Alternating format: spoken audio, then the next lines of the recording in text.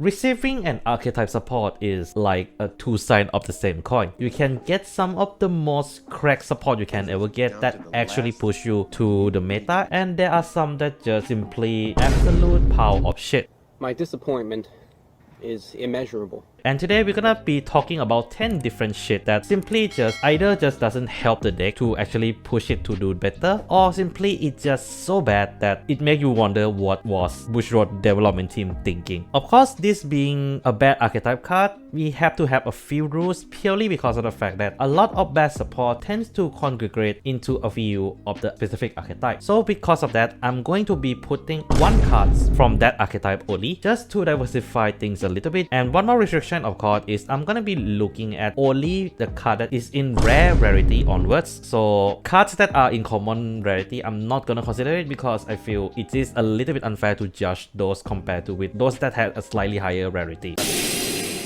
Start off with number 10. I have to say this is an entry that I have to kind of force it in, but I think everyone can agree that this is an okay option to run, but it is not an ideal option, and that is Knight of Vanquish Bow, Phil. Phil has one ability where he can restand himself from the center back row when you use Overdress, and he gets additional power by doing so. This is good skill, if not for the fact that we already have Seguana. And for those who don't know, Seguana literally moved herself into Soul to give additional drive to Useberg that has Overdress earlier on. This means that most of the time, you rather want Seguana to be in the middle row to boost the Vanguard before you using it to essentially just get additional drive. But it is still a possible build where you can just put the field in back row center and Seguana to other part of the back row just to get additional soul and drive as well. It is not exactly resource smart, and there is a better option to run with a very good example of it being Decisive X Dragon, a very disgusting card that is really hard to get away from if you are not prepared. No, he's got a point. Number 9 is an interesting one because I feel the deck that it supports is not that good to begin with. It is decent, but it has a lot of holes, and this literally just passed to right that hole. It doesn't fix it essentially. Emotional damage! And that is essentially Dragon Wisdom Claw Dragon. Credits due to where it's due. Wisdom Claw Dragon has a decent ability of being able to do a deck manipulation on top of ability to allow you to call the top card after you have manipulated. And this kind of lead to a few problems here. For one, a counterblast one for a top draw is a little bit tough even with the Solaron pieces. And for two, it's a top draw card. So if you choose to bot the card that you check at the top, there is a RNG factor that was a problem with the original Azel, which is not exactly a problem you want to see in the current era of Vanguard. So with all that considered, Wisdom Claw Dragon is simply just so mid that it couldn't fix the midness of Solaron. Hello darkness, my old friend. Number 8 is an unusual choice for a lot of people because based on my interaction with a lot of players of this deck, they say this card is not bad, but after I consider through a lot of all the options that this deck has, this deserves to be here. Phonograph Overdress. In all fairness, its draw one skill is not bad, but I would have to say its biggest problem is its second skill because it was such a poorly designed card. Overdress gains additional 5k for every 2 critical in your bind zone. So this means that you need to have 8 critical triggers in the bind zone to get additional 20k, which is a decent amount to get, but that also means that you have to run out crit before it reaches the power at this point. And not only that, because of the fact that the standard has a rule where you can only put up to 8 of the same type of triggers in your deck, so for example 8 critical only, this makes this card power level being limited even further. It feels like this card was designed a long time ago, and I'll say this, if this card plus 10k for every 3 critical trigger, it wouldn't have been in this list to begin with. Wait a minute! But alas, there are a lot worse cards than this unit.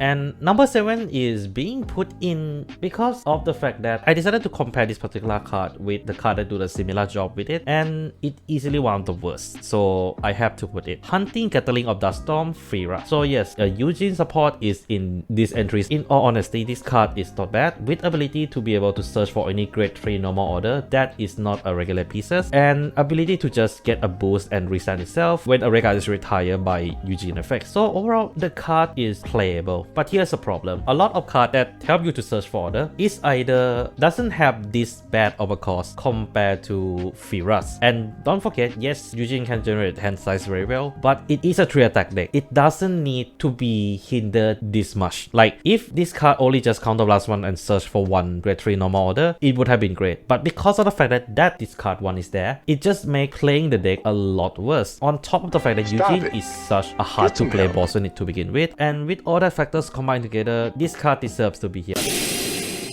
Okay, I feel number 10 to number 7 has been kind of like, oh, this one has a little bit of problem, I can put it in. I think this entry onwards is a real bad card. Number 6 is High Red Burst Dragon. Are you? Okay, for those who don't remember, this is an introductory support for Flagberg with ability to give any unit on the field and a mix between Ascendance effect and Inlet Pulse effect for the whole turn. I would have to say it is not bad. Like, it being a launch support for Flagberg is okay because you can't just throw Inlet Pulse immediately into the booster. But I would say the problem with the card is just simply boiled down to the fact that it kind of rely on what is the rare card that you're giving the effect to, which for some people might consider it to be not a bad thing, but I feel the fact that it is not self-sufficient, especially you compare with things like Inlet, Shelling Dragon, and Alex, the girl, this simply just isn't for it. And don't forget, it does ask you to fall a counterblast to get activated skill, which is quite expensive for Flagberg by now. And the reason why this is the best of the worst is purely because of the fact that you can technically make a funny combo with Roaming Prison Dragon for that to take advantage of Roaming Prison innate additional crit and simply just swing to attack a decent pressure. But I haven't seen anyone trying that meme build, so I think it's just simply not that good of a combo in practical. Okay, this is a stinger. I'll be honest, if you think Eugene has a lot of mid support, try look into Nirvana. There's so many bad cards in that archetype. It makes me wonder, why the fuck did you make this deck a main protagonist deck to begin with? But alas, I have to choose one card to put into this list. I decided to pick, I would say, easily one of the worst order for the Nirvana, and for some reason they decided to push really hard in the anime, Clad in Prayer. This card is, in terms of what it does afterwards, it is very good, but the problem here is that you need both crossover Overdress unit and Overdress unit to be on the field. This means that you literally need to have at least 4 to 5 cards in your hand to actually build up the board for this stupid order. And I have to say, the payoff was okay at the time. When Mirrors dropped a few booster back, it was okay. Like, I was able to manage to make it playable, but it wasn't that great also. And the reason why I decided not to put it any higher than this is simply because the combo somehow works. So props for that.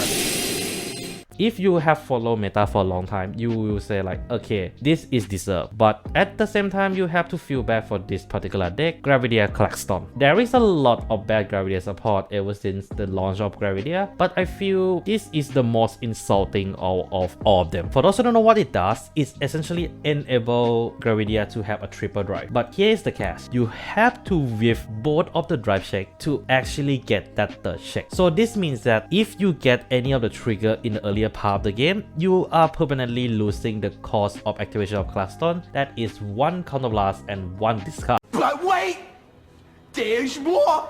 And not only that, there is still a chance of you not hitting trigger. So essentially, this is like easily one of the worst triple drive enabler in the game. Like, I haven't seen any other triple drive enabler or like the unit that give more drive worse than this card. And if you guys manage to find it, leave in the comment. I fight you in standard. There's no worse triple drive enabler in this game more so than Claxton.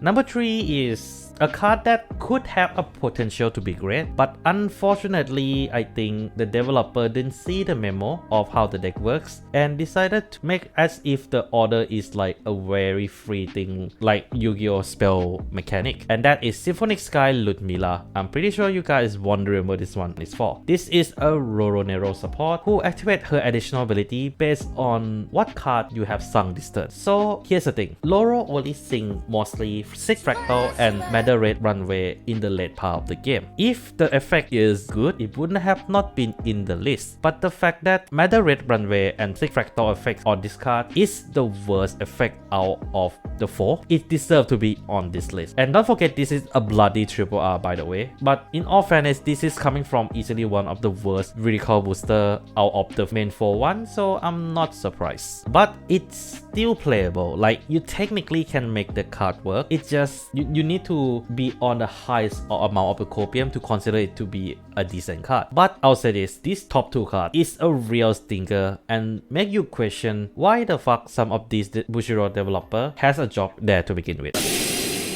The card in this entry exists for only one reason, to enable one bloody card that is extremely hard to activate until they release a better card for it. Blitz mechanic starts. I don't know how to spell the words. I mean, I'm just gonna say start, you know, like starting the gear. Start only reason to exit is ability to enable maximum if you are going second on turn 3. At a glance, it sounds good, but I feel if you think in the long run, it is simply just not worth it, man. Especially if you consider a few boosters after they realize their mistake and they give us Fright Height, easily one of the most broken generic support, quote unquote, in brackets. This card exists for one reason only and it doesn't really do a good job at it. So that is pretty much about it.